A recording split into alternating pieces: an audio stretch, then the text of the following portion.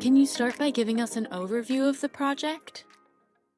Sure. The project is for the Texas Advanced Computing Center. So basically, that is a supercomputer that the University of Texas has that they use to simulate real world things in a digital world. So it allows them to have the ability to figure out, things about environment and science and anything that you can't see with your eyes that you need to figure out how to model. That's kind of what this thing does. It's pretty amazing. What is a supercomputer?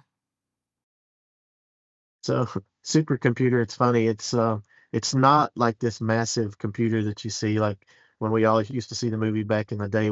I guess that was War Games, and it was this big computer that took over and did all that. So supercomputers are something like that as far as they're huge, but they're made up of many small computers called nodes. It's basically servers and racks. So if you've ever seen a data center with rows and rows of computer racks, you put all of these small servers into all of these rows of racks, and then they work together to form one large computer called a supercomputer. So that's basically the quickest way I can describe it. What are they doing with this computer and how is it impacting the world?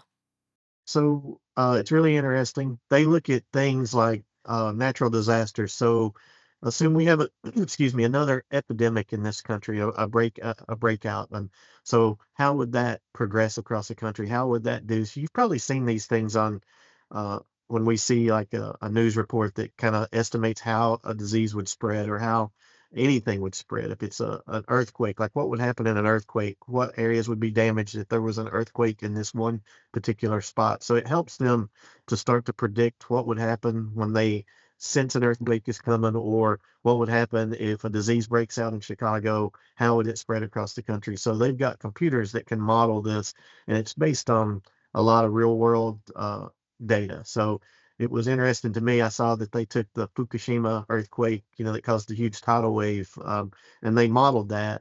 So they took the data that they have on the Earth, and then they modeled that, and then compared it to the real world to see how, what kind of results they have. So it's pretty amazing that they can do stuff like that. And the more that they do, the more accurate they get, and then it helps us and it predict these things in the future and be proactive.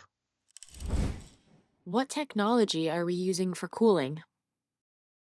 This is AI. We all hear about AI. That this is what this is. So it's called their Horizons computer, their supercomputer. They've got several there. This is Horizons. It's an AI system, and so it does take an immense amount of power. Back we used to say 10 kW a rack. These guys on these computers are going to be like 220 kW a rack. So it's very power intensive. So just getting the power there is an issue, but then how do we cool that is always the biggest issue. It does have some traditional air cooling in there to cool the environment of the room to keep the people happy that are working in there, but the majority of the cooling is going to be through direct to rack liquid cooling, which is something that more and more people are starting to gravitate towards with these large power densities, and they are definitely doing it in the TAC. And in their existing facility, they actually have a couple of locations where they're using immersion cooling, which is basically the servers themselves are actually sitting in a bath of mineral oil. And that's how it dissipates the heat. It's hard to wrap your head around when you think about electricity being inside of a liquid, but that's definitely a technology that's coming. I don't think they're going to necessarily do that in a lot of areas in this new fit build, but it's a potential that we'll have that as well.